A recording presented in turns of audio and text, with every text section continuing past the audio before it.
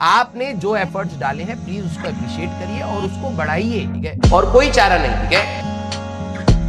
आप लोग ये बताइए, ठीक है, आप लोग ये बताइए कि आप लोगों का रिवीजन अपने एंड पर चल रहा है, टूटा फूटा भी चल रहा होगा, चलना चाहिए, ठीक है, और ज्यादा घबराइएगा मत भाई। सर बहुत एंजाइटी हो रही है, अरे यार तुम लोग ना बहुत ज्यादा ओवर हाइप बना रखे हो इस एग्जाम। अबे आसान एग्जाम है यार, नोट से आएंगी सारी चीजें, बिलीव मी, ठीक है, आपको नोट से ही मिलेंगी चीजें, ठीक है। ज्यादा आप लोग अपने आप को प्रेशराइज मत करिएगा, ठीक है, क्लियर।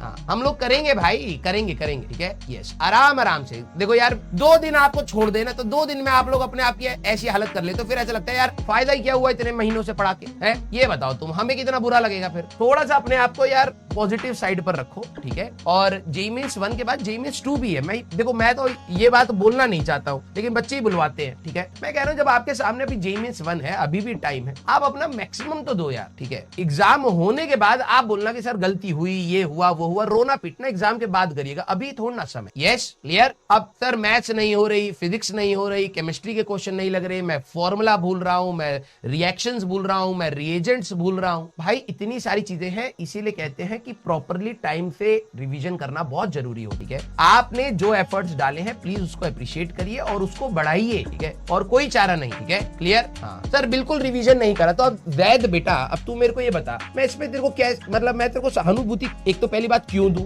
और दूसरी बात कि अगर मैं तेरे को कुछ बोल भी दूंगा तो फिर इससे तेरे को जब तक तू नहीं करेगा तो उससे क्या फायदा होने वाला, ठीक है, क्लियर। लॉजिक गेट के क्वेश्चन वैसे तो करवा दिए होंगे उसमें, लेकिन अगर नहीं हुए टेंशन मत लो, अभी हूं यार, 15 तारीख तक मैं हूं। तुम बोलोगे 15 के बाद भी आओ तब भी हूं, ठीक है, मेरे को कोई लोड नहीं। आप लोग आराम से, आपके 22 तारीख से एग्जाम है, ठीक है।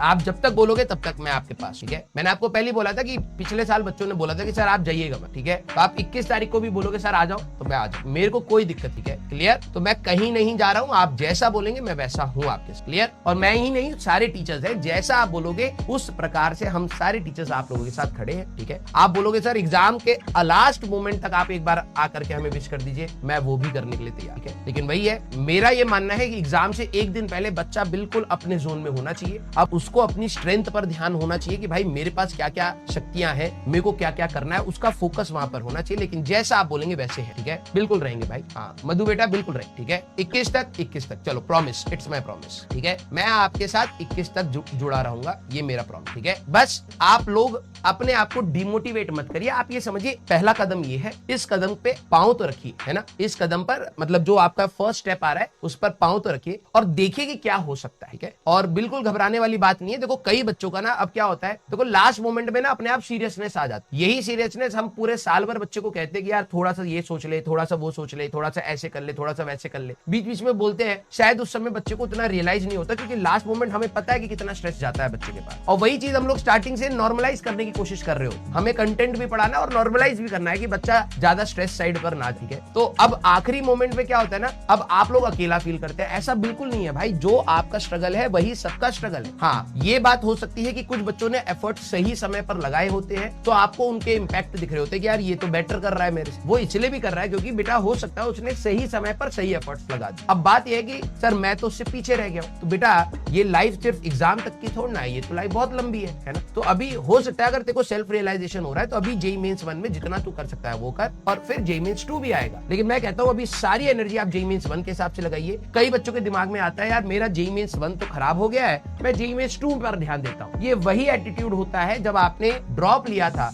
उस समय हुआ था कि भाई मैं तो अभी वाला एग्जाम मेरा खराब होगा। लास्ट ईयर भी आपके दिमाग में यही सोच रही होगी, यार मेरा ना अभी जेईई मेंस इतना अच्छा नहीं जाएगा, मैंने 12वीं के साथ अभी तैयारी करी थी, मेरा 12वीं के चक्कर में बोर्ड खराब वो खराब हुआ है जेईई मेंस, मैं ड्रॉप ले लूं। आपने इजी वे आउट ढूंढा और आज आप फिर से वही सोच के साथ घुस रहे हैं कि यार मेरी तैयारी वैसी नहीं हुई है। परफेक्ट तैयारी कोई होती ही नहीं है, ठीक है। आप मैं बता रहा हूं यहाँ वाला एग्जाम हटा करके मैं 6 महीने का आपको अगर टाइम पीरियड फिर से मिल जाए, बिलीव मी 6 महीने के बाद आप फिर इस सिचुएशन में हुई, क्योंकि जैसे ही आपके पास टाइम रिलैक्सेशन आएगा आप खुद से रिलैक्स हो जाएंगे। जो अभी आप 12-13 घंटे की एफिशिएंसी से पढ़ पा रहे हैं वो ऑटोमेटिकली डाउन हो जाएगी, और कर भी रहे होगे तो उतनी कंसंट्रेशन के साथ नहीं कर रहे हो। तो ये ऑब्वियस है बेटा, इस पे ज्यादा घबराइएगा, ठीक है। ये